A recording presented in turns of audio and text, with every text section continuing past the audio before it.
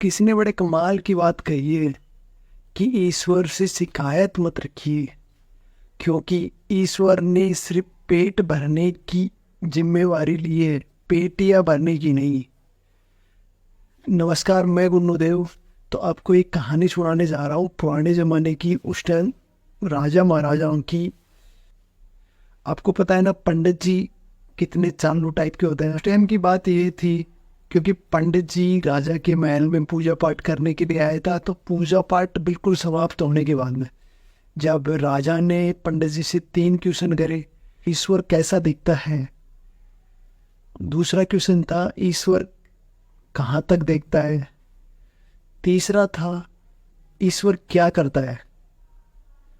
अब पंडित जी भी मतलब कि चौप गए एकदम, एक फटाक से क्वेश्चन पूछते। पंडित जी ने बोला, महाराज हाथ जोड़े और उनको बोला कि महाराज मेरे को 1 महीने का टाइम दो, 1 महीने का टाइम दो। 1 महीने के अंदर आपको मैं इन तीनों क्वेश्चनों के आंसर ढूंढ के लेके आऊँगा। तो महाराज ने सोचा चलो ठीक है, तुमको टाइम दिया मैंने, जाओ। अब जो महीना बीतता है मतलब कि सब समय समाप्त तो होता गया, ऐसे जैसे जैसे तैसे महीना समाप्त होता गया।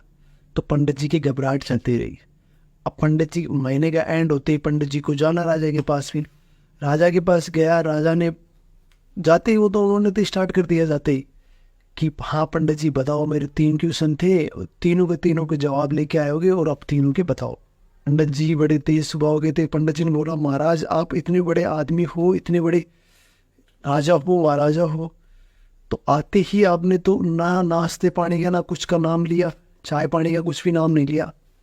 राजा ने सोचा चलो ठीक है। राजा ने तुरंत दूध मंगवाया, उनके लिए दूध मंगवाया और दे दिया तुरंत। पंडित जी को दिया। पंडित जी ने लेते ही उसमें उंगली दे दे के बार बार देख रहे थे। कई दफ़ा हो गया, राजा भी देख रहा था कि क्या कर रहे हैं ये पंडित जी। तो उसके बाद में राजा ने पूछ ही लिया उनसे कि पंडित जी ये क्या कर रहे हो। तो पंडित जी ने बोला कि इससे मक्खन देख रहा हूँ मैं, घी देख रहा हूँ। अब राजा भी कंफ्यूज हो गए कि राजा ने सोचा कि यार डायरेक्ट दूध से घी कैसे निकलेगा। घी तो पहले दूध से दही बनता है, दही को फिर बुलवाया जाता है, उसके बाद में मक्खन निकलता है और घी निकलता है। तो फिर राजा ने उनको बोला कि भाई ऐसे कैसे निकलेगा, पहले तो दूध से दही जमाएंगे, दही जमाने के बाद में बिलोएंगे, बिलोने के बाद में घी निकलेगा। तो पंडित जी ने बोला, हाँ महाराज यही बात है। तो आप ये सोच रहे हो ना कि ईश्वर कैसे दिखता है। ईश्वर को देखने के लिए ठीक इसी प्रकार हर जीव के अंदर, आत्मा के अंदर परमात्मा होता है। उसी नियमों का पालन करना होता है, भगवान की पूजा करनी होती है, तब ईश्वर के दर्शन होते हैं। और बाकी जैसे कि भगवान की प्रार्थना करोगे, पूजा अर्चना करोगे, उनके मगन रहोगे, तो ऑटोमेटिकली भगवान के दर्शन होंगे। तो राजा जी बड़े प्रसन्न हुए। राजा जी ने सोचा बड़ा अच्छा जवाब दिया इन्होंने, चलो ठीक है। तो राजा ने बोला, सेकंड प्रश्न का आंसर दो, ईश्वर भगवान कहाँ तक देख सकता है। तो पंडित जी ने बोला कि ठीक है, एक मोमबत्ती मंगाई जाए। मोमबत्ती मंगाई। राजा ने तुरंत ऑर्डर किया, तुरंत मोमबत्ती आ गई, मोमबत्ती को जला दी। अब पंडित जी ने पूछा राजा जी से कि राजा जी इसकी रोशनी कहाँ तक जा रही है। राजा जी ने बोला कि चारों तरफ जा रही है। तो फिर पंडित जी ने बोला कि ठीक है, इसी प्रकार ईश्वर अपन को सब देखता है, अपने अच्छे कर्मों को भी और बुरे कर्मों को भी। इसलिए अच्छे कर्म करते रहिए, अच्छा फल मिलेगा। तो इस बात से राजा भी संतुष्ट हो गया। 2 क्वेश्चन होने के बाद में फिर तीसरा क्वेश्चन पूछा राजा ने पंडित जी को, चलो बताओ ईश्वर करता क्या है। तो पंडित जी ने बोला कि आप गुरु बन के पूछ रहे हैं या फिर शिष्य है।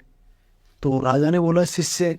तो पंडित जी ने बोला कि शिष्य होता है जो तो सिंहासन पे बैठा हुआ है, गद्दी पे बैठा हुआ है, और गुरु नीचे बैठा हुआ है। तो तुरंत ही राजा नीचे उतरे और नीचे उतरते ही पंडित जी को बोले कि गुरुजी आप बैठिए राजगद्दी पे। पंडित जी को सिंहासन पे बैठाया राजा ने। फिर वापस से क्वेश्चन किया कि ईश्वर करता क्या है। तो पंडित जी ने जवाब दिया कि अभी देखा नहीं आपने, पल में राजा को रंक बना दिया और रंक को, मेरे जैसे पंडित को, राजा बना दिया।